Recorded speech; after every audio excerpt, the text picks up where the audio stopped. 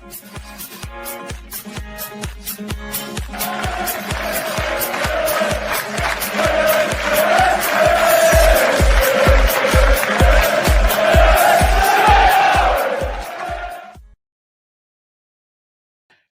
everybody and welcome back to the Stacey West channel. I am Ben and today I'm joined by Joe from Argyle Life because of course the Imps are at home on Saturday and we're facing Plymouth Argyle. How you doing, Joe? You keeping well? Yeah, good, Ben. Thank you. Yeah, trying to stay cool in the heat wave that we're experiencing at the moment. It doesn't look like a heat wave today, but it's ruddy warm out there. So yeah, just trying to stay cool. Yeah, no, I'm feeling you on that one. It was we have a long running joke at the minute on the podcast that whenever there's a heat wave, we have an episode with me and Emily, and yeah, it wasn't scheduled to be last night, but it was. So yeah, it's just seems to be getting warmer and warmer at the moment. But of course, we're here to look ahead to Saturday. So let's talk about Argyle. Obviously, it looks like on paper, at least, it's been a difficult start to the season for you guys. You know, winning the cup on Tuesday night against QPR, probably a bit of a surprise result, but in the league, maybe not the start that most people would have expected. I mean, 3-1 loss to Barnsley on the opening day, 2-0 loss to Bolton Wanderers in the next game. How's the? I mean, I suppose it's probably a fairly obvious question, but how's the feeling in the Plymouth camp at the moment? We've had a brutal start to the season. I mean, our first sort of 8-10 games are absolutely brutal. I know most fans probably feel like they've got a really tough start to the season, but ours feels unseasonably difficult. And I don't know, is it a hangover? I'm not sure we can necessarily say there is, given 14, 15 players have moved on over the summer and we've brought 9 in. We've played well for probably a combined total of about 50 minutes of the first 2 games, which you're not going to win many games if you're only playing 50 minutes out of every 180, are you? You know, we started the game really well against Barnsley and then, you know, sucker punch of an own goal and players never really recovered from that. There was a bit of one-way traffic second half at the start of it. And if anything, the red card to Barnsley sort of killed any chance we had of getting back in the game, quite frankly. We never looked like breaking them down after that. Bolton, similar story Saturday, started really well for 20 minutes, much the better team, much the brighter team. Barley Mumba looked back to somewhat his self on the left wing, you know, seems to be playing with a lot more of a smile on his face and causing Bolton issues. And then pretty much their first or second attack, they win a corner on that left-hand side, put it into the back post, and it's 1-0, game over. Just never got back into it, never recovered psychologically. Tom Cleverley called for an internal review, actually, was what I think was his actual phrase, into the mental mindset of things when things aren't going your way. Because when you've been losing every week, like the club feels like it has been for 2 seasons now, it's a very difficult thing to snap out of, isn't it? You can't just go from losing every week to winning every week and everything be fine just because you dropped down a league. We've absolutely struggled to cope with being back in League One. We are short of players. Tom Cleverley's banged on about how he wants to use a small squad. Well, you know, he's having to deal with that at the moment because we had a small squad in the first place. And it's getting smaller by the day, it feels like. The press conference starts in about 5 minutes. I'm fully expecting to hear that somebody else is out injured for this weekend now. You know, they're dropping like flies, and when you've already got a fragile group, it's pretty difficult. Tuesday night, though, is something that we all have to cling on to. You got to caveat it by saying it was an incredibly understrength QPR team. A lot of kids out there for them. We rolled the dice. We played a few of our younger players, give them a game, and, you know, 2 or 3 of them really stood out and put their head above the parapet, if you like, for places in the side this week. Tom Cleverley said before the game that, you know, players had the opportunity to earn a place in the league on Saturday with their performance Tuesday night. I think the 2 young lads from the academy in particular stepped up, because no matter what the strength of the QPR team, it was always going to be a level above academy football. So it was always going to be a difficult test for them. And both of them looked like they were seasoned professionals who'd been there and seen it and done it. So that was a positive. We never looked like losing the game. Ironic, given we were 2-0 down at half time. I went into the bar at half time and I just looked around to all my mates around me and I said, I have no idea how we're 2-0 down here. Genuinely, it was a almost carbon copy of Barnsley, except there wasn't an own goal that got QPR in front. We battered them for 20 minutes, penned them in their first attack, they went and scored. And, we kept going. I think that was the main thing in this game, was that the setback didn't affect them. They kept going, and I think we recorded one of our highest ever XGs, I would imagine, in 5.4 or something. Anybody who's seen our podcast before will know I absolutely do not subscribe to XG. I think it's a load of absolute poppycock. But if you are a believer of XG, it will absolutely back up what we saw. If we'd won that game 5-2, QPR could have had absolutely no complaints. 30-odd shots, which is as many as I've ever seen at home park. And hopefully that feel-good factor will carry on into Saturday. But, I hate to say it, because we are quite a fickle fan base, and given what we've been served up certainly the last 12 months has been difficult enough. I think if Tom Cleverley comes out with any more bad news in the imminent press conference, it might put everybody back on a downer after what was a really positive night on Tuesday. Yeah, I mean, you say this week in particular seems that there's probably a bit of a parallel there. I mean, obviously, you say it was a weak in QPR side, but I think a win over a championship side. In the Carabao, we had a disappointing result on Saturday. We didn't look like we'd get back into it, particularly after a red card, but we went away to Harrogate and we came away with a really good win on Tuesday night. So I think that it seems like both camps have maybe been boosted a little bit by decent midweek wins. You mentioned there about the people dropping like flies. I did have a little poke around on some forums and stuff like that, and from what I could see, it seems like some people think you guys may only have around 16 first teamers fit for the weekend. Your face suggests that might even be fewer. I'm trying to work out who those 16 might be. So I mean, is that obviously it's a massive concern for everything, but how's the business been in the transfer window to boost up the squad? I think from what I can see as well, there's people crying out to get a first choice striker in the door as well. So is it a deeply unsatisfying transfer window, or is it one where you think, we could do with one or two more? Now, I'm happy to be corrected on this. I am sure it has been a month since we signed any player at all. And it has been nearly 5 and a bit weeks since we signed an outfield player. Right. So we got a lot of business done early. 5 players came through the door before Tom Cleverley was even appointed. So, we were quite happy with getting on with it. It looked like we were really hammering home things. But, I mean, we've hit a wall, quite frankly, Ben. Geographically, everyone knows who's been to Home Park just how far it is. It's a long way, and it is a huge personal choice to make to up sticks and come all this way, particularly for League One football.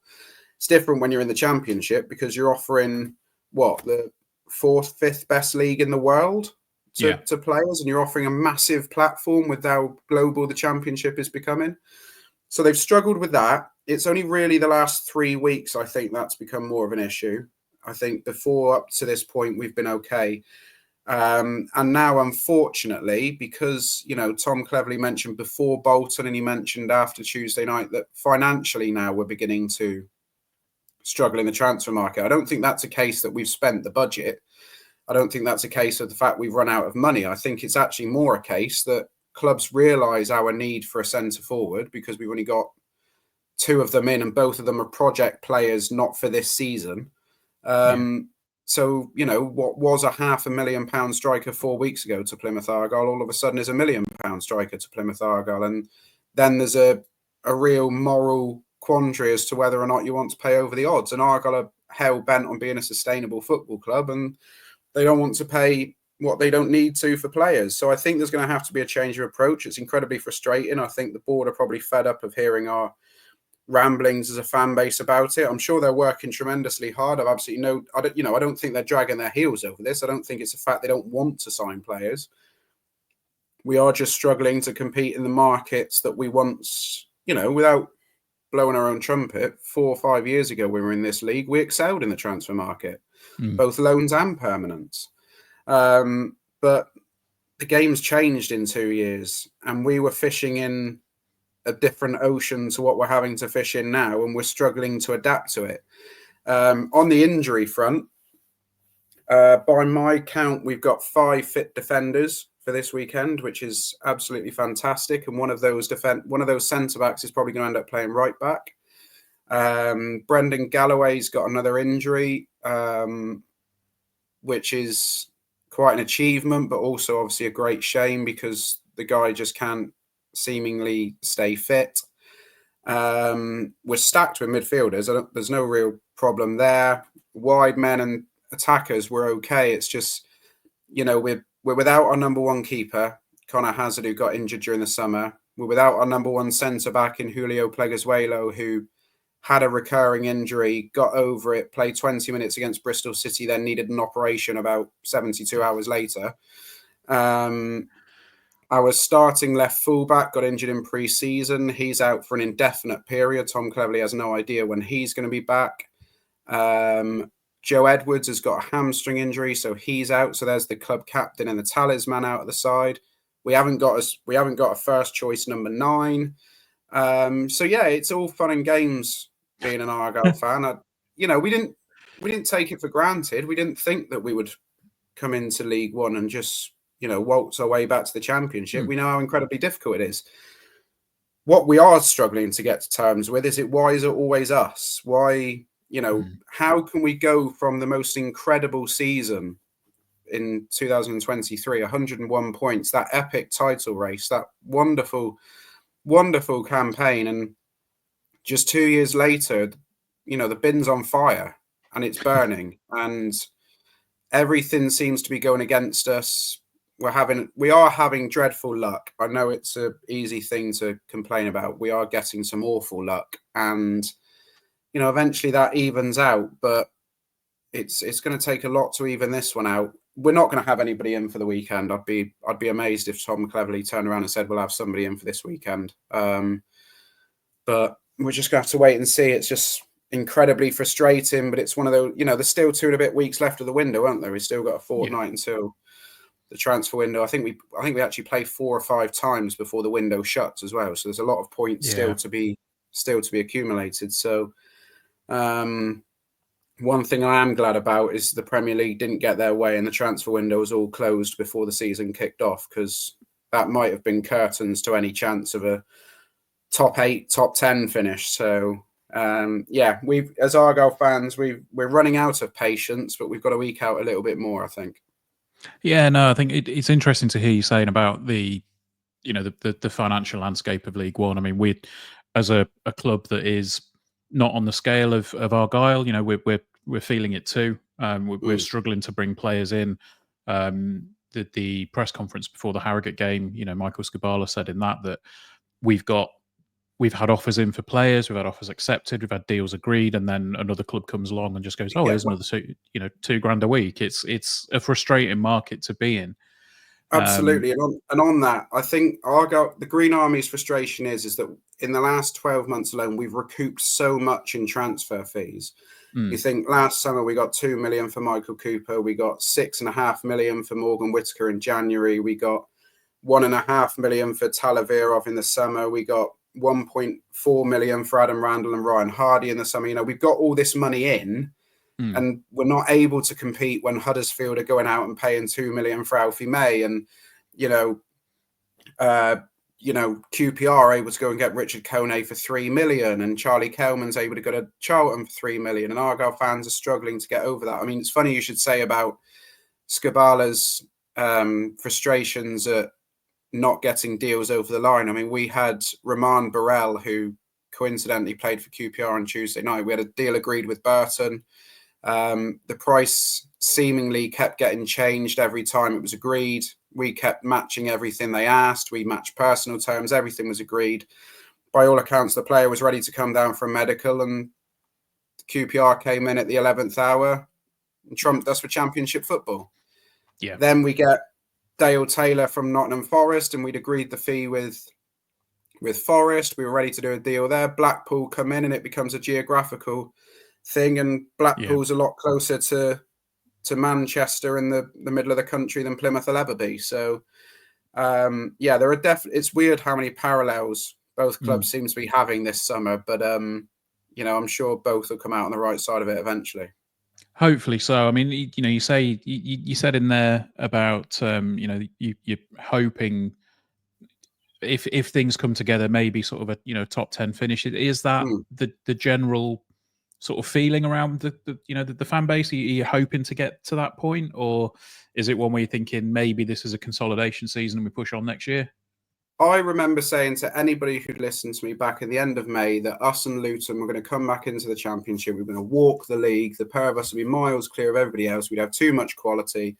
And about 3 weeks later, everybody had left, and we still didn't get Tom Cleverley in the door. And everything seemed like it was falling apart. I think my goalpost changed when I heard our chairman give a interview on another fans podcast of Argyle's, where he was talking about the current situation and just how difficult the drop down is financially. I mean, the TV money alone, we got 8 million last year from Sky for the TV deal. I think this year it's 1.1 or 1.2 or something. It's nonsensical, to be quite honest with you.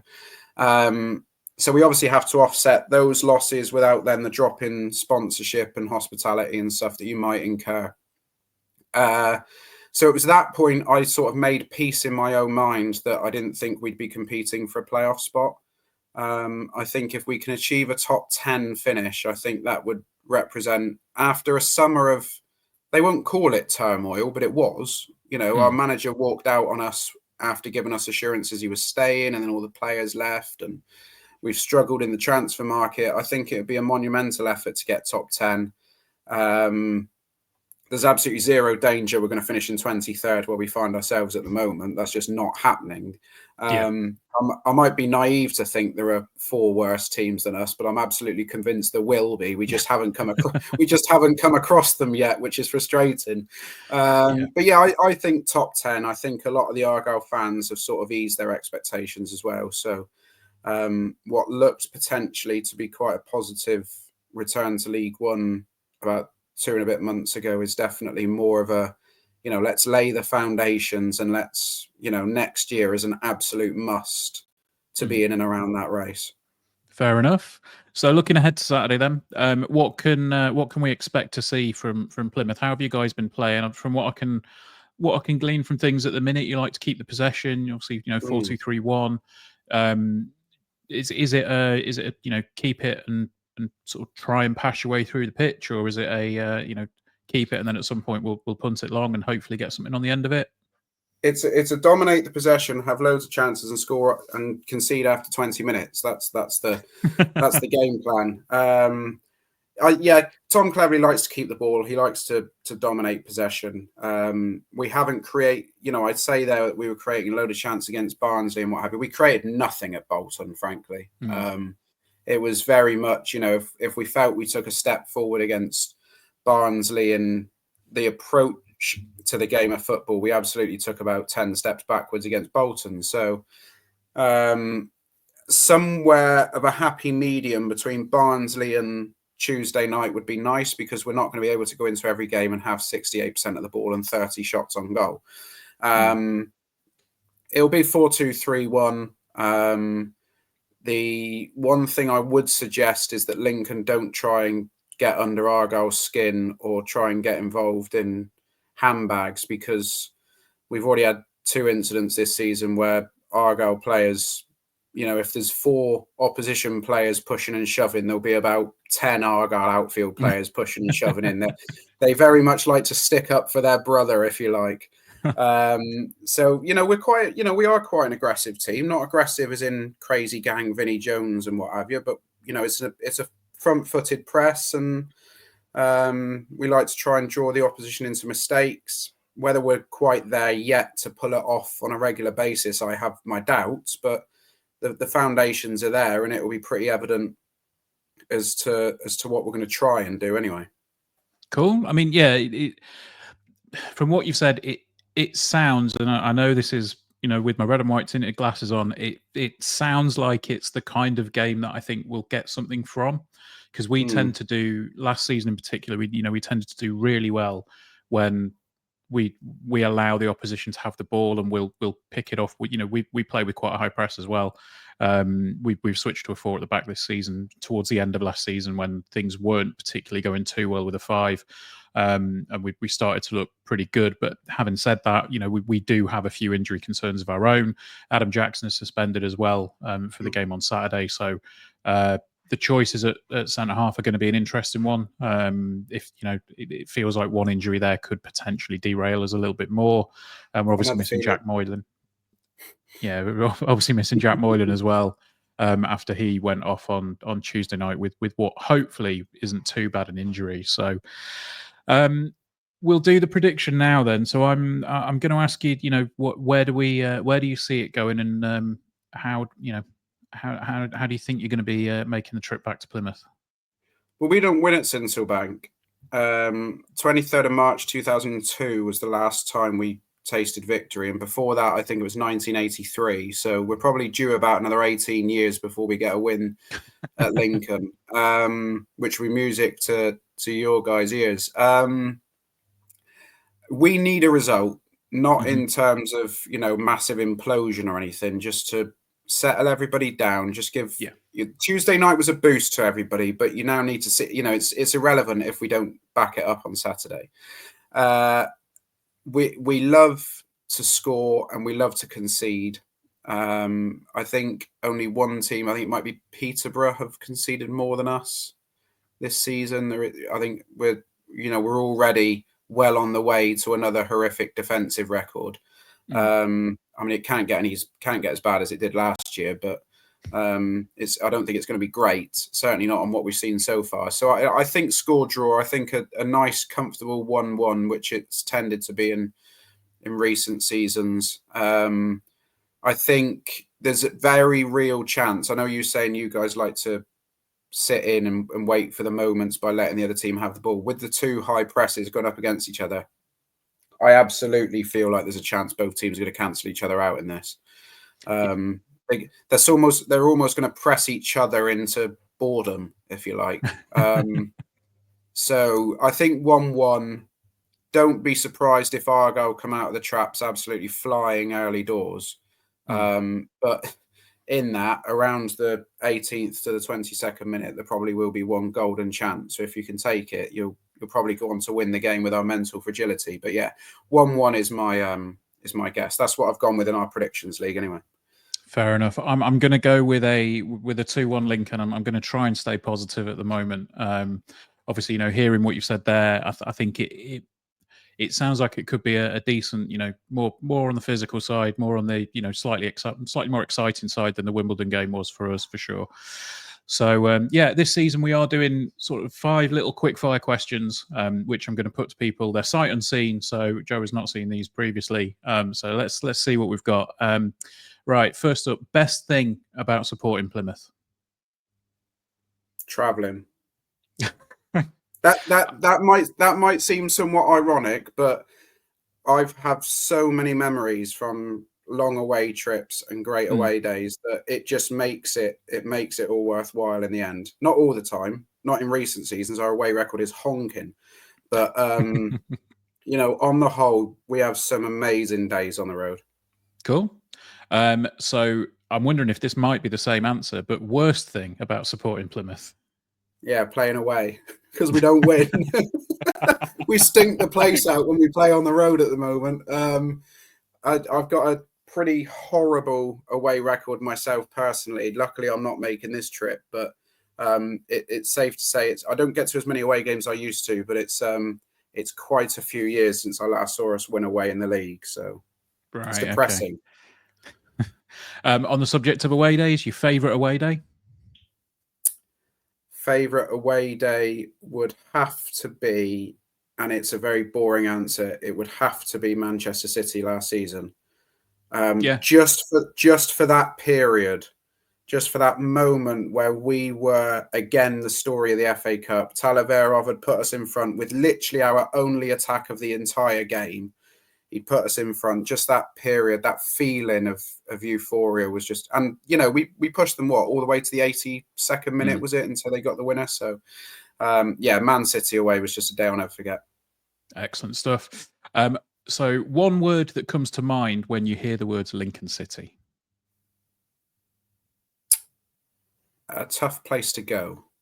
Okay. I know that's not one word, but that's just what comes into my head. That's all right. Get the sentiment on that one. And then we obviously know about rivalries and everything else, the fierce rivalries that you guys have got. But who's the team that you secretly hate? I secretly hate? Oh, I'm going to annoy quite a few people with that answer, I think. Who do I secretly hate? You are right. We could cause a storm in a teacup, particularly on social media. The team I secretly hate would be, I think I'm going to have to say Wycombe. Okay. Only because of the Gareth Ainsworth, Derek Adams days where they just played anti-football and got under our skin and were able to beat us every time. Wycombe is probably my answer to that. No, that's understandable. I mean, Gareth Ainsworth is a Lincoln City legend, but when he came as a manager, God, did he frustrate us. So it's horrible. It's horrible football. It really is. Right. Well, that is going to do us for the preview. Joe, thank you so much for joining me, mate. We really do appreciate it. 20 seconds or so if you want to give yourself a plug, let people know where they can find you. Yeah, we'll be live on Sunday night, Green and White Podcast, or at Argyle Life 1886 on X and YouTube and stuff. We'll be giving a full run through of the game. Hopefully it's positive. Mostly it's negative at the moment. But yeah, do follow us on all our socials. We put out some quite fun content at time. And we feature Sam Down from Pieface TV of Sam Down's Corner. So that's always a nice plug for him. Excellent stuff. Right. Well, we'll see you guys very soon. We'll be back on Sunday for another podcast. But until then, up the Imps.